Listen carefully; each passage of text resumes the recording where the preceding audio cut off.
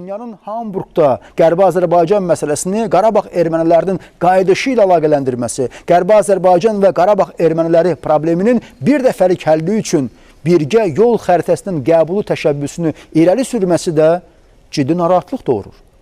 Bütün bunlar o deməkdir ki, İrəvanda yekun sülh sazişinin şərtləri ilə bağlı şübhələr var və haylar ərazi iddialarını konstitusiyadan çıxarmamaq üçün müxtəlif siyasi oyunlara getməkdə hələ ki davam edəcəklər. We know that next summer they will have a parliamentary elections. Bilirik ki, gələn yay Ermənistanda parlament seçkiləri keçiriləcək. Həmçinin bilirik ki, onlar yeni konstitusiya layihəsi üzərində işləyirlər.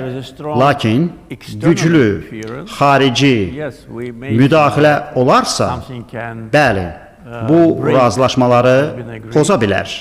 Amma bu Ermənistanın özü üçün çox zərərli olar. Çünki Vaşinqtonda sənədlərin kim tərəfindən imzalanmasından asılı olmayaraq, onlar Ermənistanın adından, Ermənistanın lideri tərəfindən imzalanıb. Əgər orada hər hansı dəyişiklik baş verərsə və imzalanmış sənəddən geri addım atılarsa, bu Ermənistan ilə ABŞ arasındakı münasibətləri ciddi şəkildə pisləşdirər. Ümumiyyətlə isə Paşinyanın Almaniyadan verdiyi mesajlar daha çox pozitiv notlarla zəngin idi və həmin mesajlardan o qənaət ortaya çıxır ki, xuntaçıların iddialarına da dönüş olmayacaq. Əksinə, İrəvan məhz Vaşinqton razılaşmalarına istinadən Bakı və Ankara ilə əlaqələri yeni müstəviyə keçirmək niyyətindədir. Məsələn, bu yaxınlarda iki ölkənin delimitasiya komissiyası üzvlərinin Qəbələdə bir araya gəlməsini də rəsmi İrəvan pozitiv addım kimi dəyərləndirir. Həmçinin Paşinyan Türkiyə ilə Azərbaycan arasındakı yüklərin Ermənistan ərazisindən keçməsinə icazə verməyə hazır olduğunu deyir.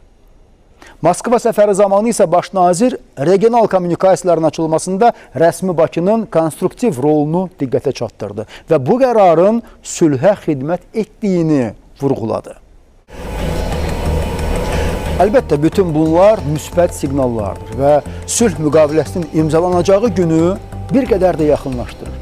Amma bir daha deyirik, yarımçıq qalan məsələlər var. Məsələn, haylar Zəngəzur dəhlizinin çəkilməsi ilə bağlı mövqelərini dəqiqləşdirməlidir və əməkdaşlığı bozacaq addımlardan çəkinməlidirlər.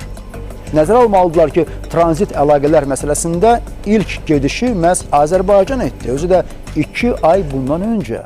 Azərbaycan снял все ограничения на транзит грузов в Армению, которые существовали с момента оккупации.